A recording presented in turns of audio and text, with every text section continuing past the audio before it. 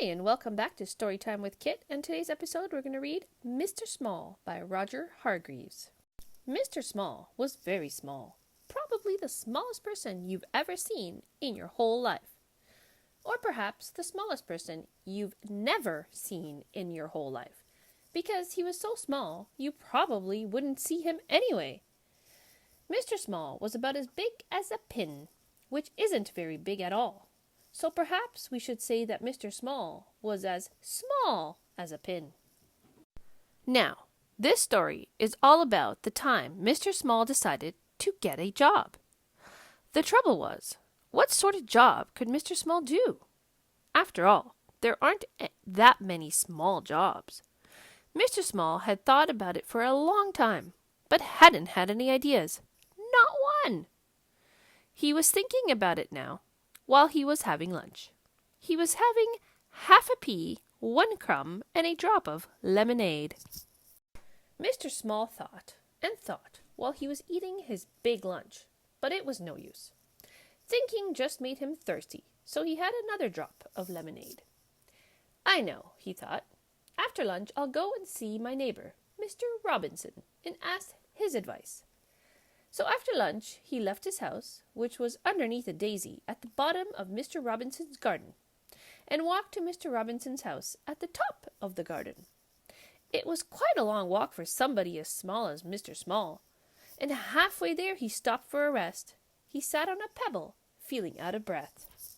A worm crawled by and stopped. "Good afternoon, Mr. Small," said the worm.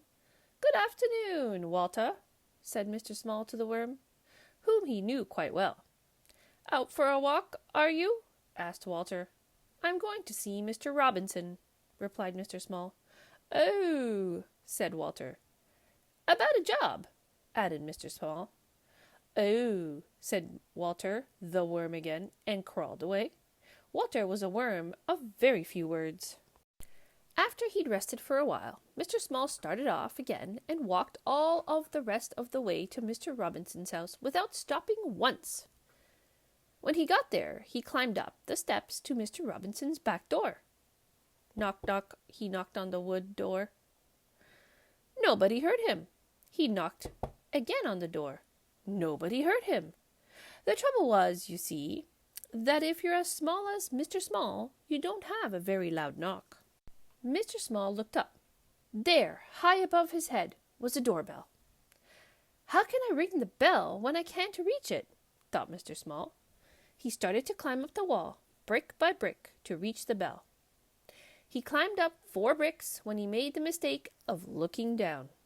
"Oh, dear," he said, and fell. Bang! "Ouch!" said Mr. Small, rubbing his head. Just then the mailman came to the door, dropped off the letters, and was just about to leave when he heard a voice. "Hello," said the voice. "Hello," he said to Mr. Small. "Who are you?" "I'm Mr. Small," said Mr. Small. "Will you ring the bell for me?" "Of course I will," replied the mailman, and pressed the doorbell with his finger. Ding dong. "Thank you," said Mr. Small. "My pleasure," said the mailman, and off he went. Mr. Robinson opened the door and looked out. "That's funny," he said. "I'm sure I heard somebody ring the bell."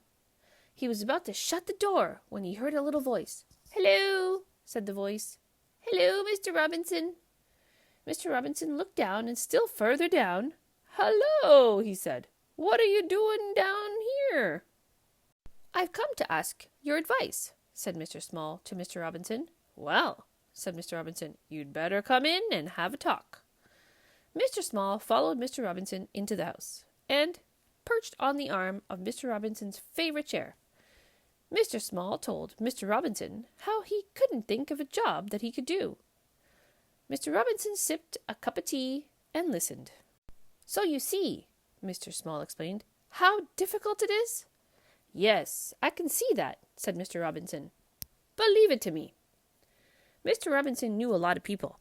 Mr. Robinson knew somebody who worked in a restaurant and arranged for Mr. Small to work there, putting mustard into mustard jars.